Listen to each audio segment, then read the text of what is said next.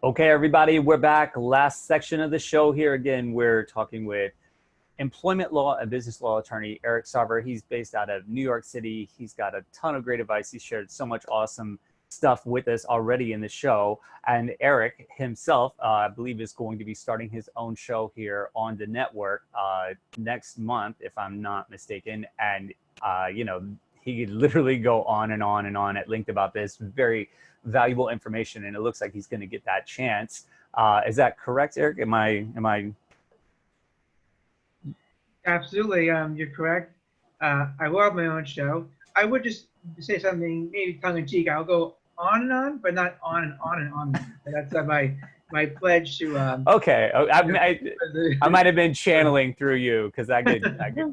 I'm just totally kidding there, just joking there. Yeah, But yeah. but thank you for mentioning that. Yeah, so I'll be hosting a show just like folks see Jeremiah is doing here, and I hope to do as good a job as you are because I like your questions and your follow up. I got to say, I've Thank done it you. on the shows, and your follow up is it's like reflective and mirrors back, what's being said. So my show, so working with the title, so far I like the thought. I thought about employment law matters, right? Because there are matters of employment law and it matters. So maybe yeah, you get the pun there. And it'll be about basically advice, guidance, and resources for the business owner, right? For the small business, the mid-sized company. It'll be for an audience of if you're out there in retail, if you're in hospitality, or if you're in accounting, or if you're in digital marketing or media, if you're an accountant, if you're an architect, basically professional service providers, as well as manufacturers, anyone who owns a business. And I'd like to have maybe three components of the show, right? Number one is to be informational, right? People need information in these times. Mm. So to talk about some of the new laws, the new guidelines, right, like we discussed today, to let people know what the law requires, but also to let them know like what issues to be aware of. Because again, if you're looking at something and you think it's a one issue or one topic issue, you're going to take an action that might not consider other ramifications. So it'll be about information and guidance. The second part will be about resources and support. So I'll be having guests on my show, guests who, some of whom are in the employment law realm. They might be HR consultants and experts. They might be HR guidance, employee relations folks, people who help foster an environment that they have diversity and inclusion, for example, and also CPAs or CFOs to help businesses get some information about what you need, especially now during the pandemic, when everyone's tight on money, right? Resources are scarce, the economy's tight, you have all these restrictions. So how do you manage your cash flow? How do you maximize it? I might have, for example, colleagues who are in that area, financial advisors. And lastly, I want to talk about, I want to get a little philosophical because I love philosophy. I took it in college. So a lot of just like riffing on, all the different concepts. And so we'll talk about, right, what are some of the healthy mindsets that I've seen that a business owner Mm. needs to survive and thrive? Maybe you can relate to this, Jeremiah, with your current businesses and such during these times. And it's been my experience that the clients that operate, from a very fear-based or scarcity thinking or angry mentality, the ones that are taking things very personally as an assault, they tend to shoot from the hip. They tend to be much more reactive, not thoughtful or proactive in situations, and they tend to take drastic measures. They call me Mm. up, I fired these 4 employees because they did this. And, did you ask them about their ADA accommodation that we talked about? Well, no, I was so mad that I just fired them. So, trying to get people to see that the more patient, the more sort of straight step back and ask for help mentality tends to help you, the business owner, to thrive. And it goes back to that quote that I mentioned earlier, which I wish I can find the source, but there are two types of people in the world. There are people who need help and ask for it and get it. People who need help and don't ask for it essentially and don't, right? They don't get help. So the point, of course, everyone needs help. So I just Yes. have found that we talk about, right, what are some business owners' fears? People might want to call in, what are your main concerns in this time?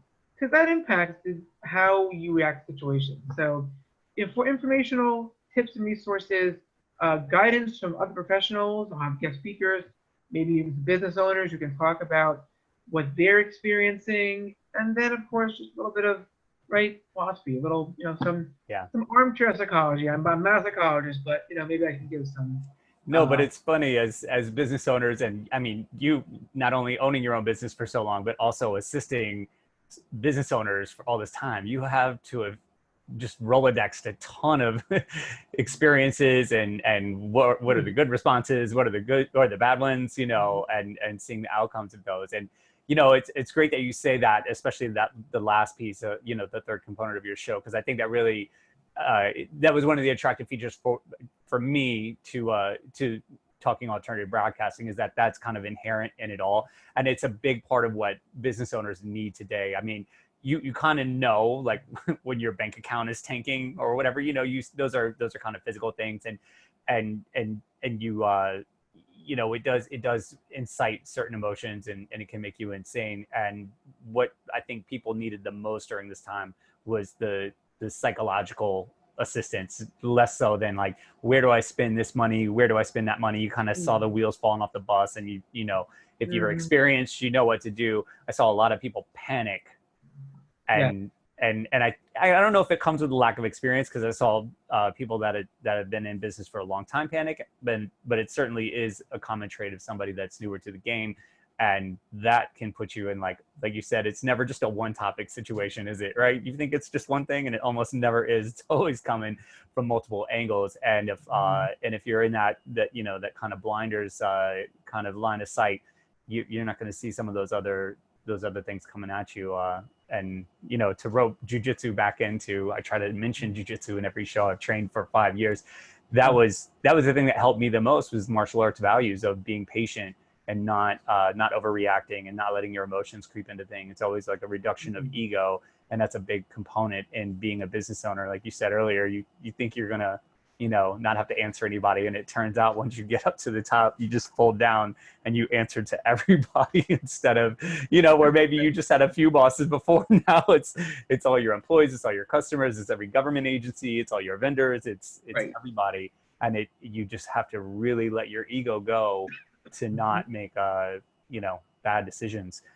We have just a couple minutes left before we wrap up. Have you chosen a day and time slot yet for your show? Yes, we'll be going on Tuesdays from 5 to 6 p.m. in September. I'm still working out with Sam Leibowitz, who runs the station, whether it'll be the first Tuesday after Labor Day or the one following that. Okay. But we'll be going on Tuesdays, every Tuesday between 5 p.m. and 6 p.m. Eastern Standard Time. And of course, we'll have the links, and I'll be letting people know via LinkedIn and Facebook and email and such. And talking about things you mentioned, including the reduction of ego. It's so funny you say that, Jeremiah, because I am not into karate. I did take it, I think, when I was about 15, but I wouldn't step into the ring and here, many decades later, and wouldn't call myself an expert by any means. But in terms of patience, calm, learning to step back, learning to pause, learning to let go of ego, I do practice Buddhism and meditation. Mm-hmm. And so I found that, like say meditation, like it's been great for me, including with my clients. I love my clients. I have a lot of great clients. I may have one or two clients that might occasionally grate on my nerves. If you're my client watching, it's not you, I promise. Not you, not the one watching. But I meant from 2 years ago. That's it. Yeah, 2 years ago. And so, knowing what to say, knowing when to say it, and knowing also when your ego is stepping into a situation. I've seen clients that have blown a great resolution of a case or a litigation over a dispute over $100 because they just thought the other side wasn't entitled to $100 more, and they spent much more than that on my services and to keep fighting. And when I pointed out, it was, well, it's a principle of things. So, and maybe that's the case, but maybe it's their ego stepping in. And so love what you said about that, and definitely want to incorporate that into my show as well. Maybe I'll have a mindfulness meditation instructor. One of my colleagues, is a great attorney who also practices yoga, and has talked about how she uses meditation and yoga, and when she's before the court in a heated dispute, judge yelling at her, other sides arguing, she can stay focused, read through a transcript, and make counterpoints. And so, yeah, it's a great practice, and folding that into the show. I think, like I said, I try to mention jujitsu in every show because it just applies everywhere. It's in the universe around us. So, Well, I really look forward to your show. Please share the links with me because, I'm always shooting stuff out on social media. I'd be glad to help you to get that out. And yeah, everybody listening, please check out Eric's show. If you're a business owner, it's just going to be a constant wealth of knowledge for you in terms of, regulation. It sounds like some mindfulness and just best business practices. So thank you. Really appreciate you coming on and sharing your, that valuable information. It certainly was insightful to me. Hopefully the rest of you got some value out of it. You all have a great weekend, everybody. Take care. We'll see you next week. You're listening to the Entrepreneurial Web. Peace out.